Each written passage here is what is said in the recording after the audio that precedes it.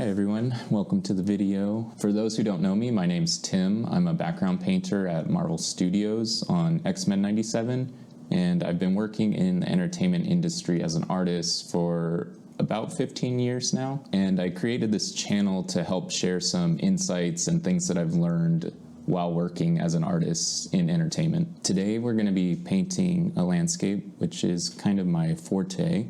As I'm a background painter in animation, it's very similar to doing landscape painting. A lot of them will be landscapes, as well as architectural and things like that. But for today, we're going to be painting a landscape based on a photograph that I took. It's actually going to be based on two photographs I took, but I liked one element of one, and then I liked another element of the other, and kind of mashed them together to make this painting. I wish I had some video footage, but all I have is photographs. So I took a trip to Edinburgh in Scotland, and I did a little side trip going into the Highlands, and it was beautiful. I took thousands of photos. Unfortunately, a lot of them were taken from the window of the bus because they only made a few stops.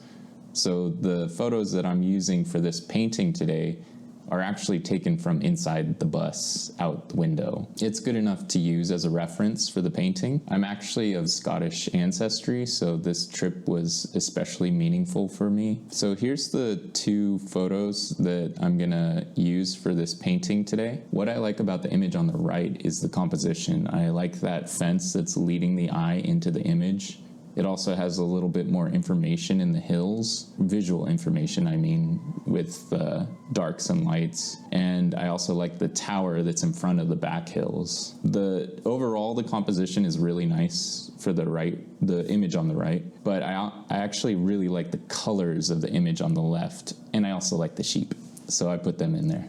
So the final painting is a mix of both of these photos kind of put together, using the parts that I like and getting rid of some of the parts I don't like and moving things around. You'll see as we go through it. So let's get started. So just like with the portrait painting process video I did last week, I sped this one up 10 times. So it's going at 10 times speed. And also, just like with the portrait, I'm working on a gray canvas so that I don't have a white canvas blaring white light into my eyes. And it helps with the color later on, just like with the portrait. So now I'm just sketching in with just the basic brush that has pressure sensitivity to increase size or decrease size, and just getting in the big lines, the main leading line. Here's the fence and the little goalie down there. And I'm just trying to get the relationships between all these lines and shapes. The tree line, some of the minor forms of the hill back there. And it can be super messy at this point in time because I know it's going to be a painting and no one will ever see this. Actually, that's not true. You can see this, but normally people wouldn't see this. So it's just super sloppy. I'm also making decisions. I'm moving things around and seeing if I like the positions of elements. Sometimes I'll put the shadow in there because I know that that's going to count as a shape. It'll differentiate the shapes and allow me to see them easier. I wanted to make sure that the tower was in the third of, if you were to divide into three horizontally, I want it somewhere around one of those divisions. And like I said about the reference, I like that it's sticking up out of the silhouette of the hills to push it forward. Getting the little sheep in, kind of just blocks right now with little stick legs. You don't want to do like a fully rendered, or I don't really want to do a fully rendered sheep. It would look kind of weird, especially with how loose I'm going. Okay, so here I'm looking at the major shapes, and I could have done it this way in the beginning, but I was more closely relating it to the reference. So here's the big shapes of the hills and the big shape of the tower. And I'm kind of simplifying it without all the little bumps and things like that. What's the main gesture of those hills? The horizon line. If you hold down shift, you can get a straight line. I figure out what the straight line of the tree, the top of the tree line is. And because visually it will just read as kind of a rectangle with ruffled edges at the top, blocking in the fence. I also emphasize this little hill overturn in the front that goes, it kind of has multiple elements. So that's the very foreground closest to the camera, and then the field, and then the trees, and then the hills. So one in front of the other, in front of the other. I'm always thinking in that way. I felt like it was good enough, so now I can block in the color. And I know that I can refine things later on too. I don't have to do it all in the drawing process. Just like with the portrait painting video, blocking in major colors, shapes, and value shapes.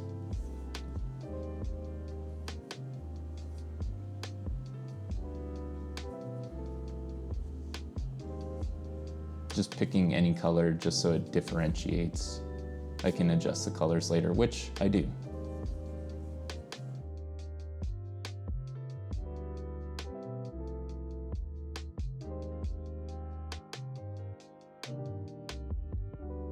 I'm trying to put dark against light, so the further away the object is from the viewer, the more it's going to take on atmospheric perspective, so it'll blend in more with the sky color. I put in a little bit of texture into the grass, but later on I completely go over that, and I realized afterwards that I mainly just used the square and the circle brush for the final anyway. A lot of this texture gets painted over. So I'm trying to work big to small. So as you can see, there's not as many small shapes right now. Everything's kind of a bigger shape, and then I'm getting smaller and smaller as I go. And just like the portrait, I'm painting into the shadows, keeping the shadow shape distinct and painting into that variations. And I'll do the same thing with the light side. I still have the line layer on a low opacity, just as a visual guide of where the form changes are.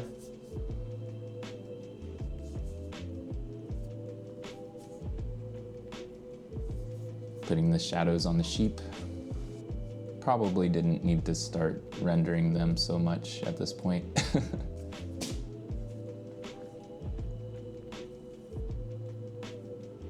And then the shadow line, the cast shadow grounds them into the grass. Otherwise they look like they're floating. Starting to just throw in the fence. I space it out more as it gets closer to us and make it taller, and then bring it in, make them closer together and smaller as it goes away. And that's the just easy perspective. I don't need to make sure it's perfect. It's visually, it will look like a fence going off into the distance.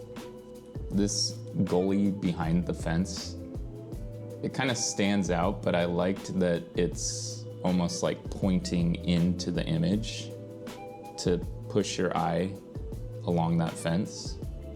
Darkening the grass more, painting into the foreground some variation of warm orangey, yellow, and green, putting just color variation in there. And this is where I start using the square brush a lot more to go over the top of everything. I press Command Y. I think that's a default preset or hotkey.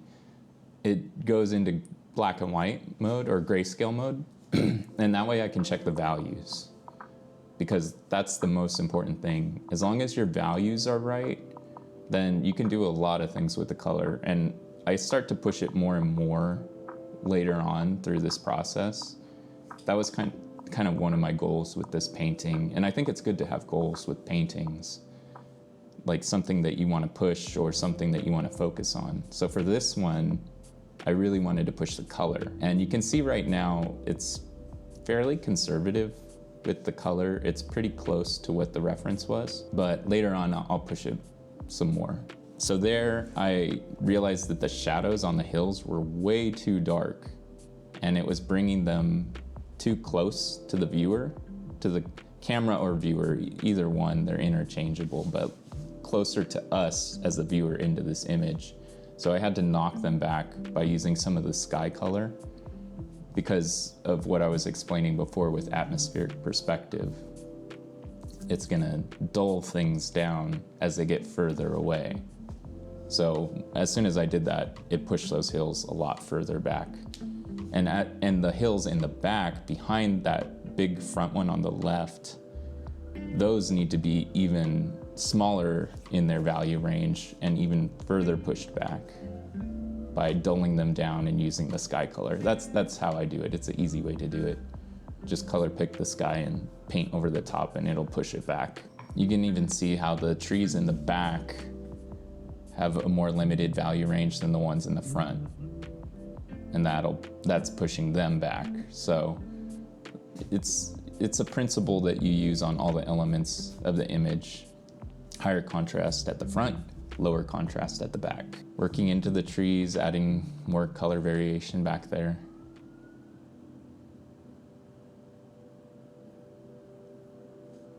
I painted in these clouds, and then later on I realized I painted over them and I kind of forgot about them. But there was a point in time where I had clouds in the sky. So here's where I was talking about. I just kind of went over all that textured grass and just blocked in like splotchy colors of paint. This is where I wanted to start pushing the color. So I'm not caring so much about texture. I'm caring a lot more about color variation and saturation and color temperature to some degree too. It's really hard for me to push the color. So I kind of have to baby step my way up to having higher saturation and more bold colors. So now I'm trying to make those trees look more like trees and not just big shrubs by creating the color behind them and then just cutting away through that to make the trunks. And here's where I painted over the sky. I'm thinking really hard about the values not being too dramatically different, because it should be a gradual value change from the light at the bottom and dark at the top.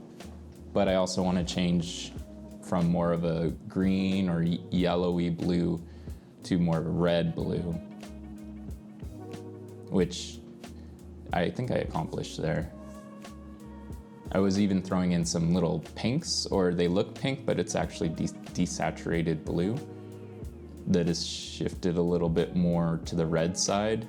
It appears as pink, but as long as the values are almost identical to the colors next to it, it creates what's called color vibration, where the colors visually vibrate. There's such a similar value, but they're different hues, so it creates a lot of interest. So it was fun to play with that in the sky.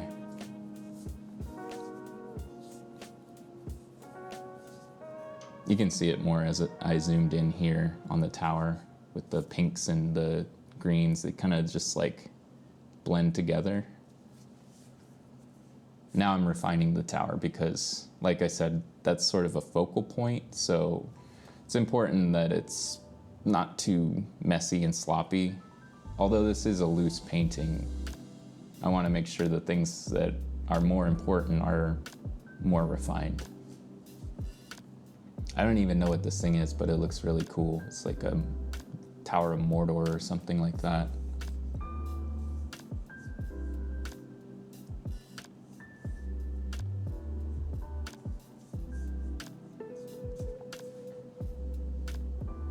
Always zooming out to see the full image. I'll zoom out and just look at it for a little bit and see what needs to be worked on, and then zoom back in. Pushing the color on the back hill a little bit. Adding color variation in the shadow too.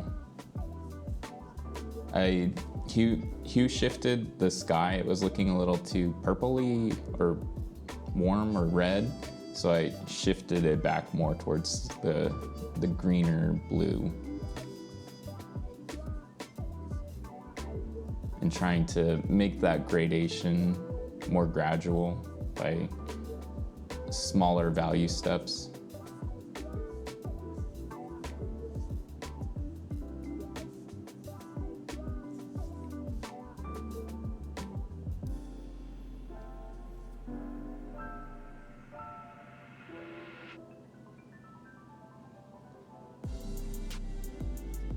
Now I'm working into the big hill on the left side and refining that more. It's such a major element of this painting. And I want to make sure all the forms are reading properly, where it's further away and coming towards us, using some of the shapes to move the eye along it. It's important that the big form reads on its own, and then the smaller ones feel like they're on top of it or dug into that, like carved into it. Almost, I'm thinking very sculpturally. Working on the sheep now. They're very blobby, as you can see. So I'm trying to make it, I still want it to be loose and not too refined, but I want it to read as, oh, those are sheep when you're looking at the image. And if you zoom in, you go, oh, it's not, it doesn't really look like a sheep, but from far away, that's the important thing. I'm always thinking of like the first read, the first impression of the painting, because that's the most important thing. If it's a little messy as you zoom in, I don't care as much about that. It's sort of an impressionist style of painting, and that's kind of what I was going for too. Kind of just refining the back trees a little bit and adding color variation and working on the silhouette, even though you can't really see it so much, but I want it to read as trees and have a lot smaller shapes with it.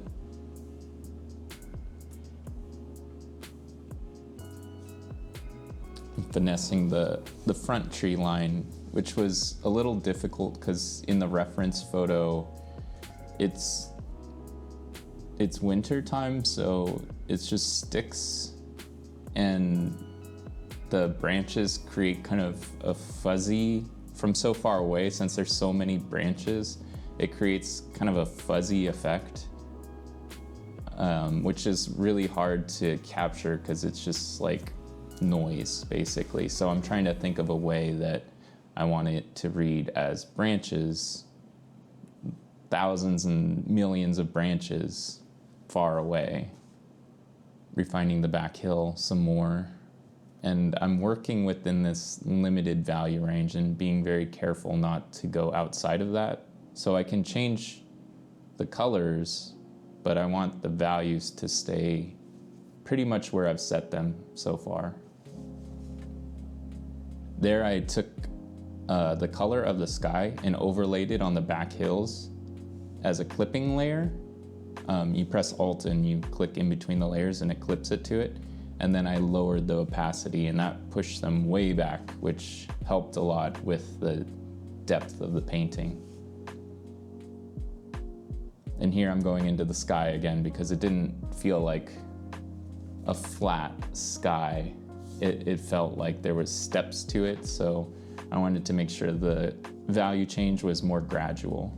And then just, hatching in the different colors, very like an impressionistic painting, impressionist painting. And here I'm starting to push the colors a lot more in the back hill, a lot more saturated and bold, keeping the same values.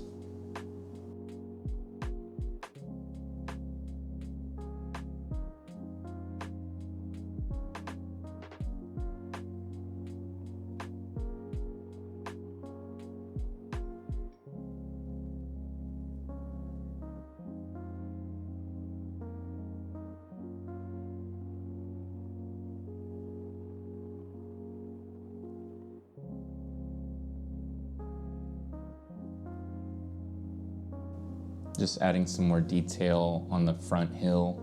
Looking at it now, I can see it's way too dark, which I didn't notice until much later and fixed it. But yeah, it's very bold. The stark contrast of values of that front hill to the back hill.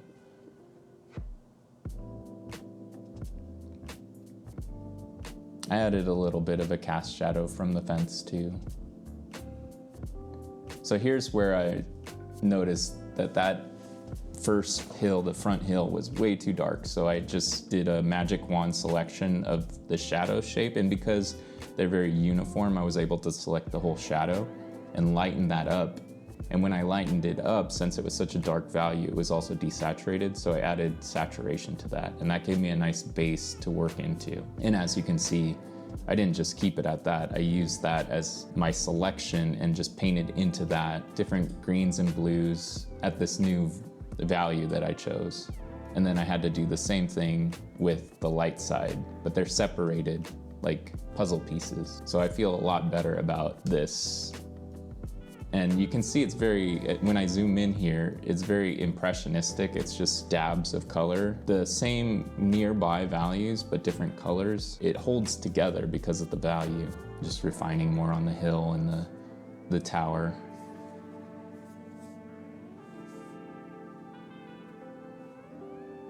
I thought the trees were a little too dark, so I went into those and added a light, because there was a light hitting the tops of the trees. So I went in there, lightened it up, and also added some saturation, made it a little more red and orange. Working on the bases of the trees to make it read a little bit more realistically, even though it's just lines, just little blobs, but I want it to look like there's a bunch of trees back there.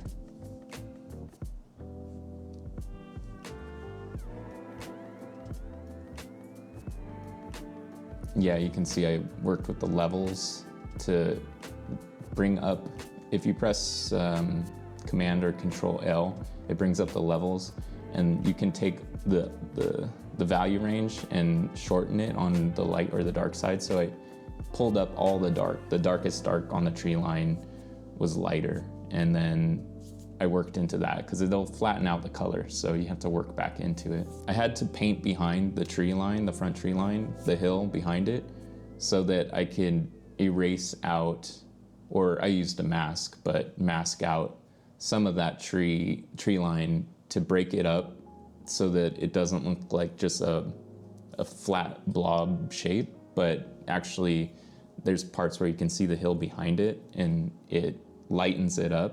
Adds like lightness. It feels more like trees now, working back into the hill. It had a lot of small shapes or small marks, and I wanted to group them together and do some bigger marks back there and refine some of the smaller shapes. And that's it. That's the painting. I'm happy with it. If I were to continue to work on it, I always have this thought with all my paintings, like what would I work on if I was going to continue? What do I like about it? What don't I like about it? I think it's good to reflect on your paintings like that. So for me right now, I probably would work more on that front tree line. The impression is there and it does read as trees, but it could be refined a little bit more without being too refined, I think. The idea is there, and that's why I left it at that. And I didn't want to work too much on that. The painting's not about that. That's not the focal point. Other than that, probably just refining that hill on the left side maybe group some of the shapes together more and make them less of the same. Like if you can see some of those paint marks, I might have grouped them together a little bit more, and integrated that green grass side into it. It feels like it's sticking out more from the rest of it. And other than that, it would just be like noodling and doing detail and over rendering, or just over rendering, rendering and over rendering. But I like how it turned out, and it is more bold chromatically, or more bold in its approach to color than I'm used to. So I feel like I learned something and I pushed myself with this. So that's the important thing, Thanks for watching. I hope you learned something from this video. I hope it was insightful.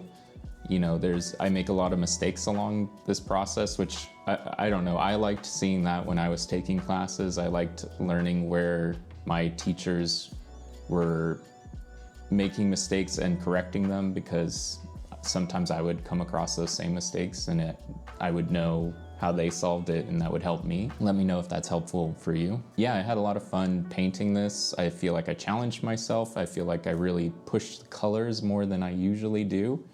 And it does make the process more engaging and exciting when you're making artistic decisions and straying farther from the photographs. So you're not just replicating a photo. You're making decisions, you're pushing it in some areas and changing it in other areas. And it's really just like playing. You're playing with the colors, you're playing with the shapes and the light. And that's what I love about painting, and that's why I keep doing it. If you are curious about anything that I did in this process, let me know and I'll explain it to you. I know I kind of jumped over a few things Photoshop specific, so I'll probably put a video out about Photoshop. If you haven't seen my portrait painting process, you can click here and I go over it in the same way as this video, where you can get an insight into what I'm thinking as I go along the entire process of doing a portrait painting. I'll see you over there.